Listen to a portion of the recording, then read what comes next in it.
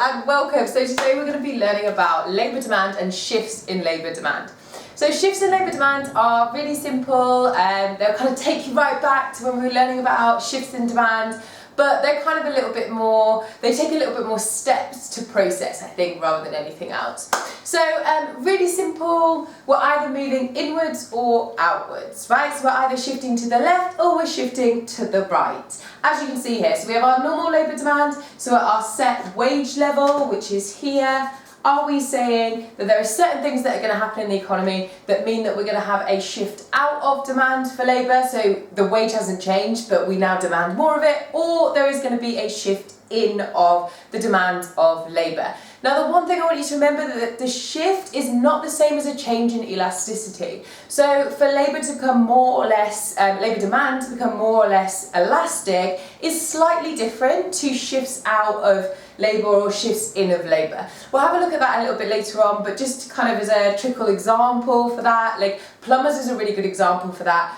It's not necessarily that they've shifted out or shifted in, it's just that the elasticity of demand for labour for plumbers has actually become more inelastic over time. And that definitely might be something that you want to research into. It's a really good example of kind of labour market, potential labour market failure, but maybe not necessarily depending on your kind of viewpoint. But today we're just going to be focusing on either shifting out or shifting in, so a shift to the left or a shift to the right.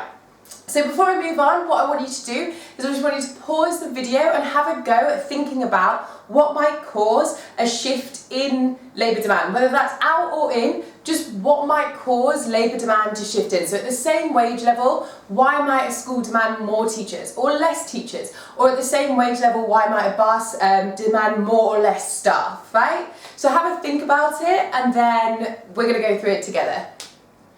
So our examples here are our reasons to shift. These are the main reasons, and a lot of other reasons that you might have got might fall under kind of the umbrella of one of these examples here.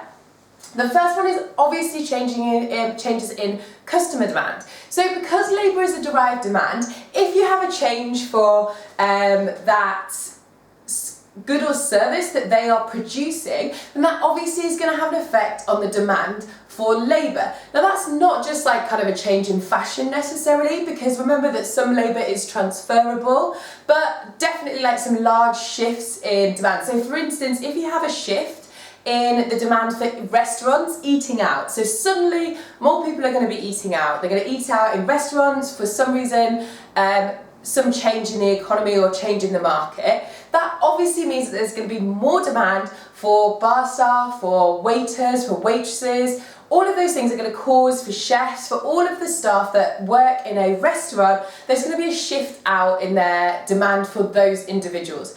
Equally, if we have a shift in demand for kind of consumer habits might change, then there's going to be less demand for labour of those individuals that are employed in that industry. So changes in consumer demand, obviously because labour is a derived demand, because of the factor of production, is going to mean that there is going to be a change in the amount of labour demanded in that industry.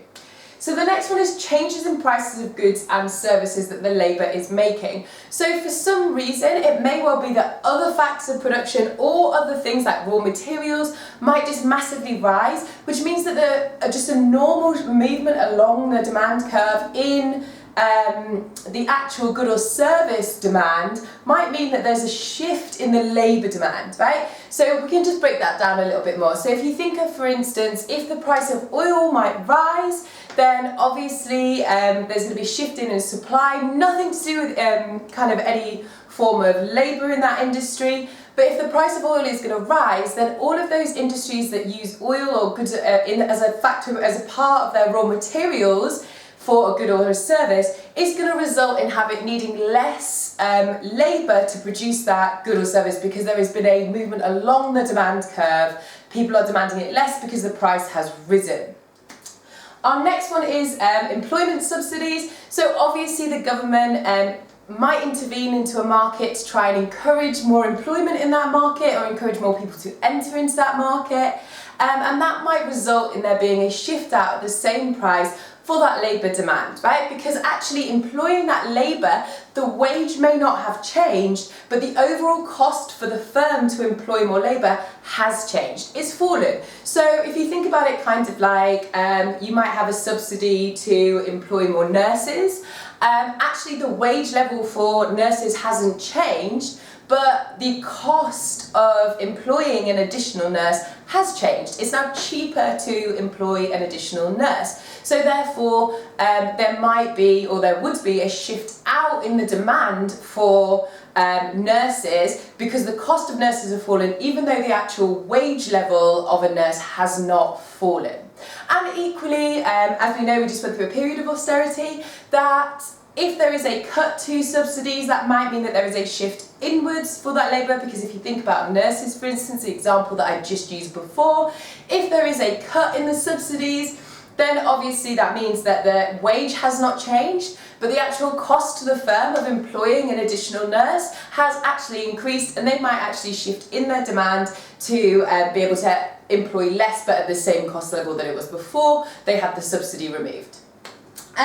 The next one is capital costs, right? So you need to think about this as in, we know that capital, physical capital and human capital may well be substitutes for each other. That's not always true in all markets. There isn't the capital to be able to replace the human capital, but in some labour markets that is absolutely true, and there is some replacement of capital to human capital. And if human capital becomes kind of stays at the same wage level, but physical capital becomes cheaper, that means that the substitute good has become cheaper, and therefore a firm might choose to employ more physical capital compared to their human capital. And equally, if physical capital becomes more expensive, then actually the opportunity cost is higher, and therefore they might actually end up employing more labour, right? So more human capital.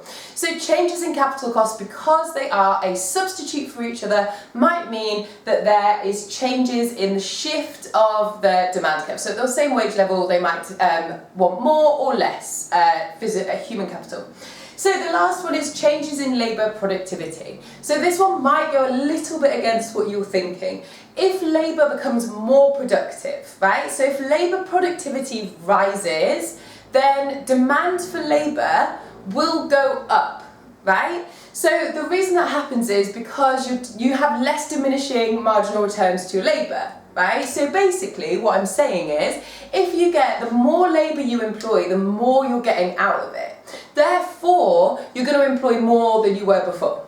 So if you are in a coffee shop, for instance, and you employ an additional person, and suddenly that person is able to produce a lot more, then you're going to keep employing additional people until you start experiencing diminishing marginal returns to labour. Equally, if labour productivity falls, then you're going to employ less people because it's costing you more per unit of human capital, right? Because they're not able to produce as much as they were previously, because there's been a fall in labour productivity. And at that point, you might make a decision to maybe employ more capital, because actually, if labour productivity falls, then it is costing you more to employ an individual, because remember, the cost of employing an individual is not just the wage, it's all the other things as well, all the other economic costs as well. So when labour productivity changes, that's going to have an effect on the labour demand. The more productivity, or the higher the productivity of an individual or human capital in general, then the more they're going to be employed by the market.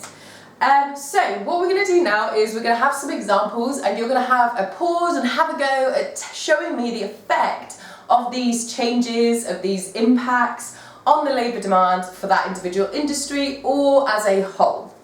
So here are 4 examples. So the first one is an increase in training or education on the labour market for office workers. So what is going to happen for the labour market for office workers? And think about, maybe that might be different if it was factory workers, or if it was, you know, a different industry. We're talking about office workers specifically here. An increase in economic GDP growth on labour market for factory workers of canned foods. So just have a think there about what's going to happen. Employment subsidy for more engineers, and a decrease in the price of capital substitute for labour. So just have a go at drawing all four diagrams with the labour demand on it, and then see which shift, and we're going to go through it in a moment. Have a go on your own. Our first one here, so an increase in training and education on the labour market for office workers. Well, you should have had a shift to the right, a shift out, so at the same wage we're going to employ more because we're getting more out of our kind of labour. The cost of labour has essentially fallen, right? So therefore you're going to employ more of it. Kind of think about it as in your cost of labour is kind of like your loss of output. So if a unit of human capital starts producing more, so if they're producing more output at the same wage level, your cost per output of that employee has fallen. And therefore, if they become more kind of productive, then you want to employ more of them because you're not, like I said, experiencing diminishing marginal returns on your labour. So you should have a shift out. That might be slightly different in different industries. There is an argument that in some industries where you don't really need very much human labour, if the productivity of those human labour, those human capital increases, then you might employ less because you need less individuals to get the same output. So there are some, but I think definitely the case of office workers, you're probably going to see a shift out.